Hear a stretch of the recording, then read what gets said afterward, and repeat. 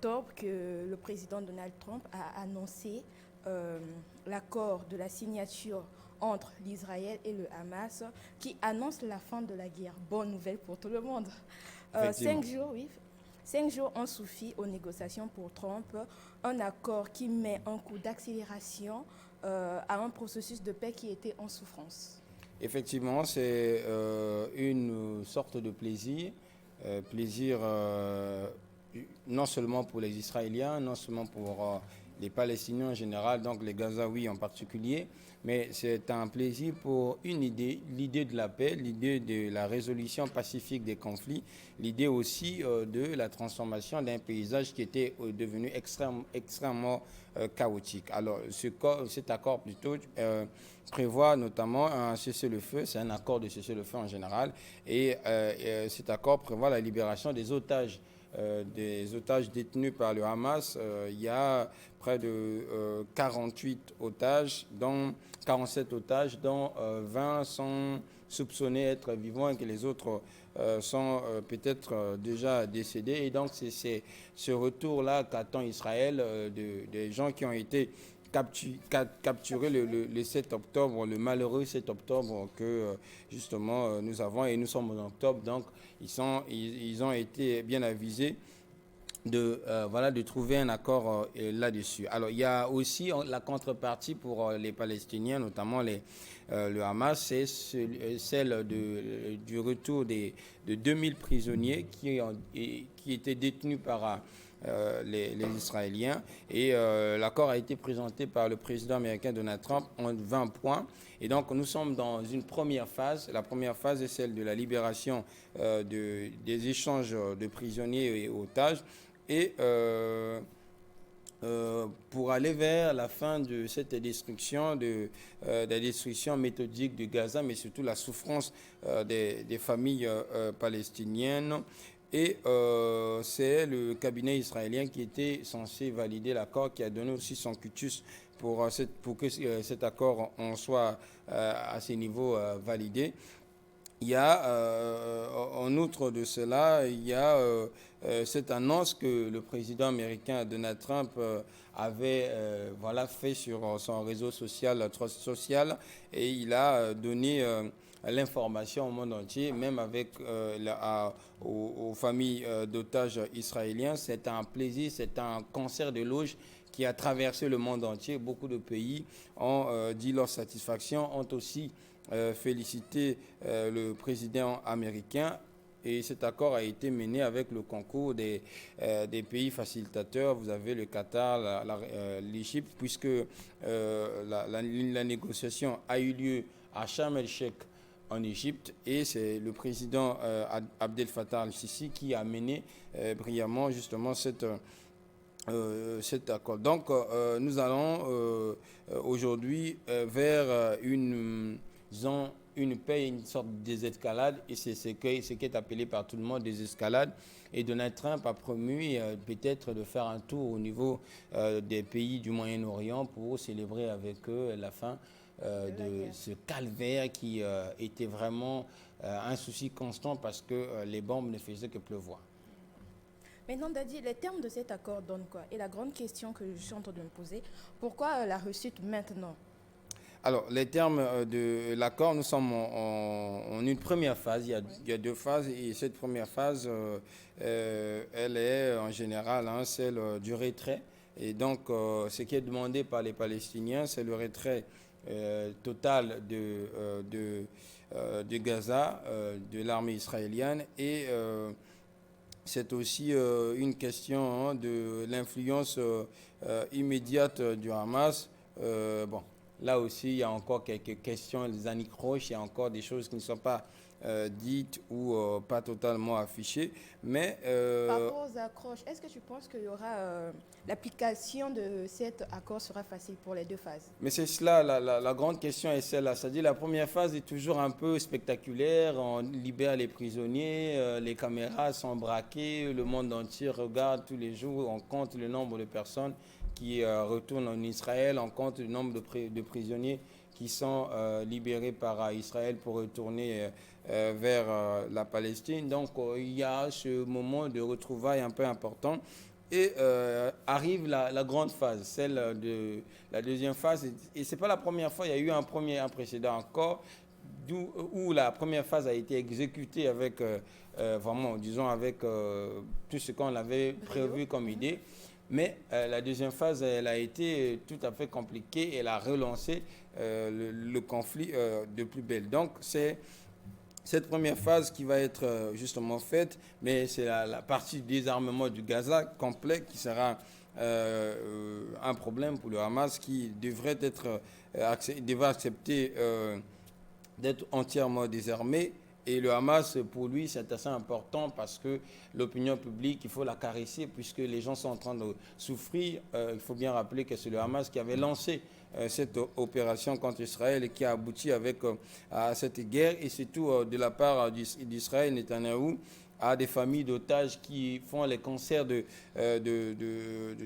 manifestations tous les jours. Donc, il faut aussi leur donner du grain à moudre. Donc, des deux côtés, c'est encore un peu profitable. Alors, il y a aussi un autre aspect, c'est l'influence indéniable des États-Unis, l'influence indéniable de Donald Trump qui a mené à pousser vers l'obtention de cet accord-là. Et donc, c'est une influence aujourd'hui qui est résolument visible et définitivement visible et qui ne s'arrête pas seulement à la fourniture, pour le cas israélien, d'armes et peut-être au soutien aux pays, on va peut-être en parler, qui ont participé à la médiation, mais c'est aussi pour lui une capacité de prouver que l'Amérique œuvre inlassablement pour la paix. Alors, il y a en fin de compte la facilité parce qu'il y a un autre conflit qui est un peu difficile à résoudre, c'est celui de l'Ukraine.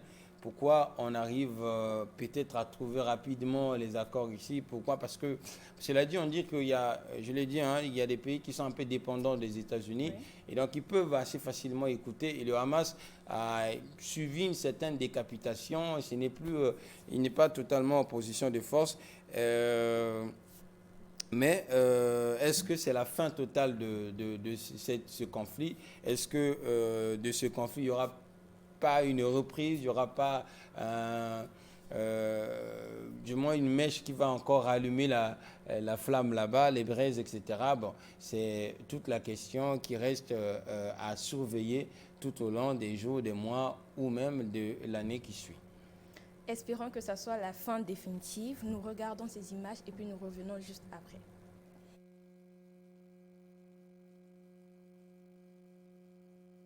L'information de la nuit, c'est l'annonce par Donald Trump. 75% de... moteur de l'axe de la résistance qui est l'Iran. Cela parce que l'Iran aujourd'hui subit le poids de beaucoup de menaces, surtout même l'accord sur le nucléaire iranien qui va être abandonné par les Européens. Donc les sanctions vont reprendre le plus belle, les difficultés économiques vont devenir encore plus asphyxiantes. Donc c'est tout un train de choses qui ne permet plus à l'Iran d'être un acteur de soutien important peut-être pour ce genre de groupe.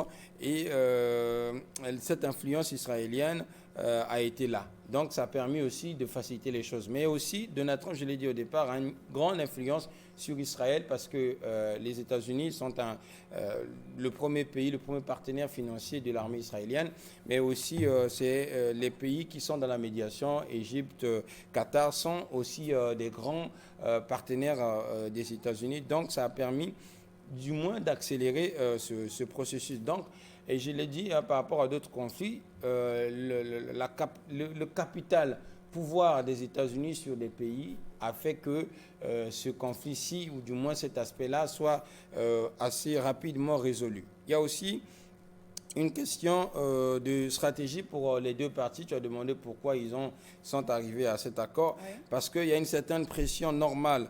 Il faut dire que ce n'est pas un accord où eux-mêmes ont voulu s'asseoir et prendre des décisions. Ils ont été poussés par on dit entre guillemets grand frère, donc les États-Unis d'Amérique. Et donc c'est un peu la stratégie de reculer pour mieux sauter parce qu'on subit une pression, acceptant d'abord de subir pour peut-être prendre des forces, autant pour les Israéliens qui vont essayer de fourmiller encore d'autres stratégies, reposer un peu l'armée, autant pour le Hamas qui va essayer de se renforcer si jamais il n'y a pas d'accord au bout de course de désarmement. Donc le bellicisme, entre guillemets, n'est pas forcément aujourd'hui reposant, mais il y a eu un aspect important qui a montré que c'est une limite pour le Hamas, parce que le Hamas a fait le 7 octobre des actes terroristes effroyables, et quel que soit ce que l'on peut penser de la défense de la Palestine ou de l'idée de la défense du pays, ces actes terroristes ne sont cautionnés nulle part et personne ne pourrait les cautionner. Chez les Israéliens, c'est un peu la même chose. Il y a une certaine limite parce qu'aujourd'hui, ce que l'on voit dans les médias, les enfants, les gens qui meurent, etc., ça apparente à des images effroyables aussi que personne ne veut revivre, ni vivre, ni voir. Donc, de ces deux côtés-là, on s'est rendu compte qu'on a un peu touché le fond. Et qu'est-ce qu'il faut faire? On ne peut plus continuer à l'envie, à se matraquer inutilement. Il faut penser sinon à d'autres aspects. Maintenant, on terminerait ici par je pense que c'est un conflit gelé. On a gelé, c'est-à-dire on a arrêté pour un moment, peut-être pour reprendre de plus belle après, mais surtout c'est un conflit sur lequel les gens ont suivi les opinions publiques. Les grandes opinions publiques, il n'y a pas totalement des grandes convictions parce qu'il n'y a pas un Palestinien qui s'est levé pour dire « bon, pour moi, je veux la paix, signons ». Il n'y a pas un Israélien qui, lui, a voulu pousser à la paix. Ils ont subi le mouvement. Et donc, ce n'est pas porté par les locaux. C'est une paix portée par des personnalités, certes, mais extérieures aux deux pays. Et aujourd'hui, l'axe principal du soutien de cet accord, c'est les États-Unis. Mais les États-Unis, avec Donald Trump, le mandat aux États-Unis, c'est 4 ans. Après 4 ans, on peut changer. Donc, au final, on est encore dans de multiples questions, puisque les raisons aussi fondamentales n'ont pas encore été éludées. Par exemple, la question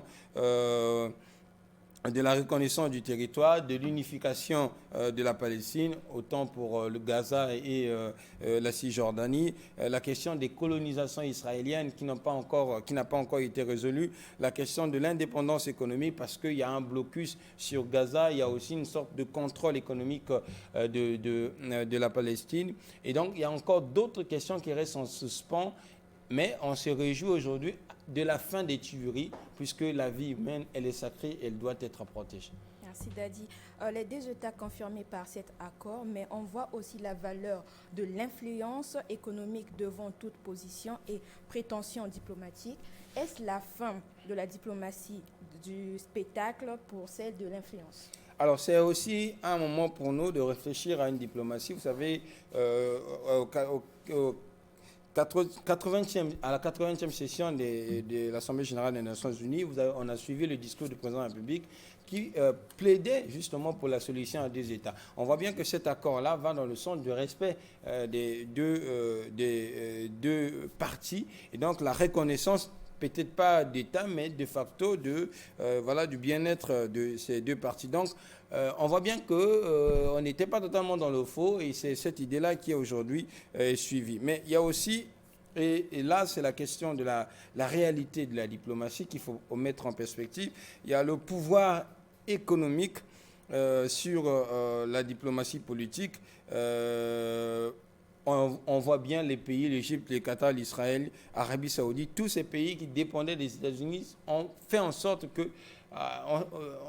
de signer un peu l'accord, c'est-à-dire de pousser vers l'accord et de ne pas totalement faire fâcher un peu le grand frère américain parce qu'il fallait bien qu'on arrive à ce que cette pression aboutisse ou n'accouche pas d'une souris.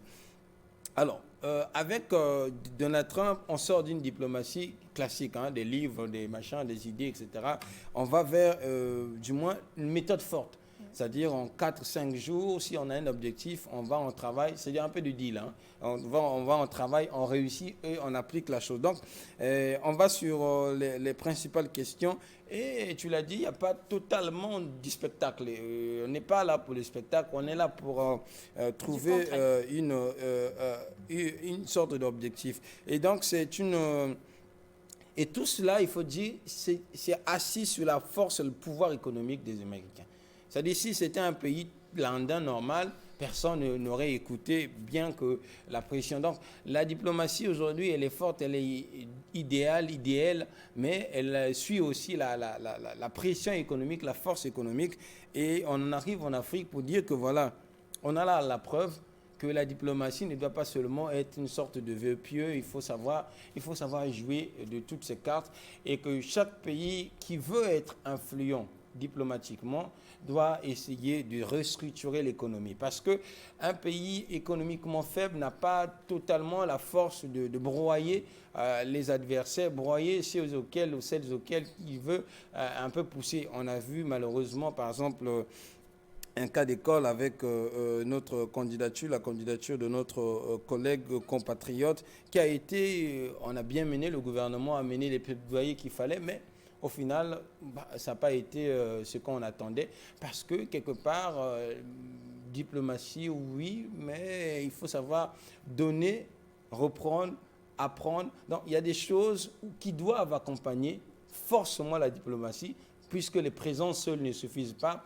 le voyage ne suffit, enfin les choses ne suffisent plus. Il faut justement accompagner par une sorte de degré économique qui est important. Merci. Merci Fatou Ngoulou, merci d'avoir